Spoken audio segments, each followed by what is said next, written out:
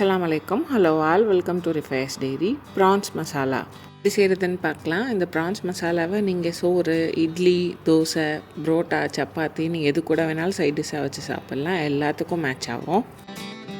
ப்ரான்ஸோட cooking time ரொம்ப கம்மின்றதுனால இது ரொம்ப சீக்கிரமாகவே செஞ்சு முடிச்சிடலாம். இது செய்கிறதுக்கு ஒரு பேனில் 2 டேபிள் ஸ்பூன் எண்ணெய் எடுத்திருக்கேன். நார்மல் குக்கிங் ஆயில் தான் எடுத்திருக்கேன். உங்ககிட்ட கடலெண்ணெய் இருந்துச்சுன்னா அதை சேர்த்துக்கோங்க. இது கூடயே 1/2 டீஸ்பூன் ஜீரகம், 1/2 டீஸ்பூன் பெப்பர், இது ரெண்டும் சேர்த்து இது லைட்டாக பொரிஞ்சு இதோட ஃப்ளேவர் எல்லாம் எண்ணெயில் இறங்கினதுக்கப்புறம் இது கூடவே ஒரு மீடியம் சைஸ் பெரிய வெங்காயம் சும்மா ரஃபாக சாப் பண்ணி சேர்த்துக்கணும். வெங்காயம் சேர்த்துட்டு இது லைட்டாக கலர் மாதிரி வர வரைக்கும் வதக்கிக்கலாம்.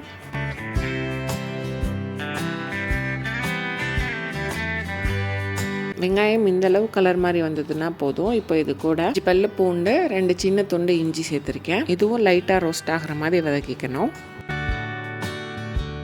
இஞ்சி பூண்டு வதங்கினதுக்கப்புறம் இது கூட ஒரு பாதி தக்காளி இந்த மாதிரி சின்ன சின்னதாக கட் பண்ணி சேர்த்துக்கணும். உங்களுக்கு வேணும்னா இந்த டைமில் நீங்கள் கொஞ்சமாக உப்பு சேர்த்துக்கலாம். நான் சேர்க்கலை. தக்காளியை கொஞ்சமாக வதக்கி விட்டுட்டு அதுக்கப்புறம் மூடி போட்டு நல்லா வேக விட்டுக்கலாம். தக்காளி நல்லா இந்த அளவு வெந்து வந்ததுக்கப்புறம் இதை ஒரு தடவை மிக்ஸ் பண்ணிவிட்டு தனியாக எடுத்து வச்சு நல்லா ஆற விட்டுறணும். நம்ம வதக்கின பொருள் எல்லாம் கம்ப்ளீட்டாக ஆறி வந்ததுக்கப்புறம் இதை ஒரு மிக்சர் ஜாரில் சேர்த்து தேவைப்பட்டால் ஒரு 2 டேபிள் ஸ்பூன் தண்ணி சேர்த்து நல்ல மையை அரைச்சி எடுத்துக்கணும். இந்த மாதிரி நல்லா சாஃப்டாக அரைச்சி எடுத்துக்கணும். இப்போ அதே பேனில் 2 டீஸ்பூன் எண்ணெய் சேர்த்துட்டு இது கூடயே ஒரு பாதி வெங்காயம் இந்த மாதிரி சின்ன சின்னதாக சாப் பண்ணி வச்சுருக்கேன். அதையும் சேர்த்து வெங்காயத்தை நல்லா வதக்கிக்கணும்.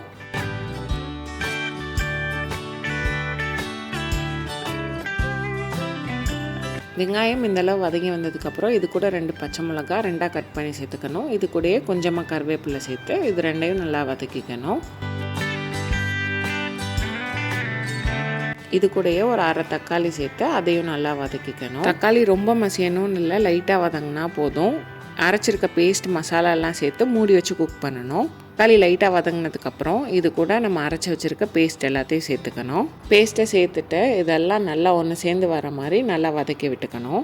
இப்போ இது கூடயே 1 டீஸ்பூன் மிளகாய் தூள், 1 டீஸ்பூன் மல்லித்தூள், 1/2 டீஸ்பூன் மஞ்சள் தூள், இந்த மசாலாவுக்கு தேவையான அளவு உப்பு, இதெல்லாத்தையும் சேர்த்துட்டு மசாலாவோட பச்சை வாசனை போகிற வரைக்கும் நல்லா வதக்கிக்கணும்.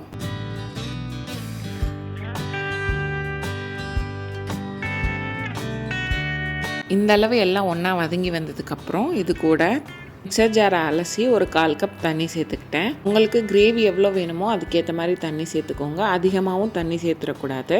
நம்ம சேர்க்குற தண்ணி இந்த மசாலாவோட நல்லா மிக்ஸ் ஆகி எண்ணெய் பிரிஞ்சு வர வரைக்கும் இதை வேக வைக்கணும்.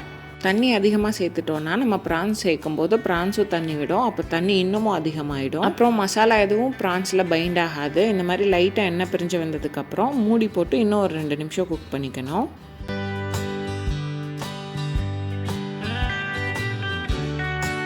இந்தளவு நல்லா குக்காகி வந்ததுக்கப்புறம் இது கூட ஒரு 1/2 டீஸ்பூன் கரம் மசாலா சேர்த்து நல்லா கலந்து விட்டுக்கணும்.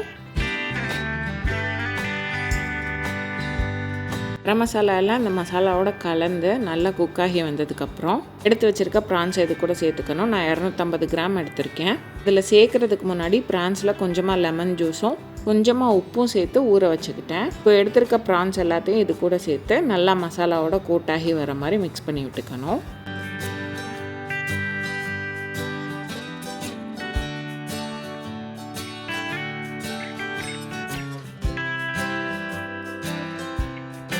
இதெல்லாத்தையும் நல்லா கலந்து விட்டுட்டு மூடி போட்டு ஒரு 5 நிமிஷம் மட்டும் குக் பண்ணால் போதும். அதுக்கு மேலே விட்டுட்டோன்னா ரொம்ப ரப்பரியாக மாறிடும்.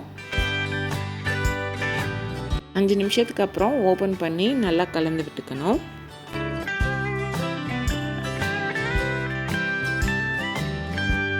கூட லாஸ்ட்டாக கொஞ்சமாக கருவேப்பிலை, கொஞ்சமாக கொத்தமல்லி தழை இதெல்லாத்தையும் சேர்த்துட்டு நல்லா கலந்து விட்டுட்டோன்னா ப்ரான்ஸ் மசாலா ரெடி.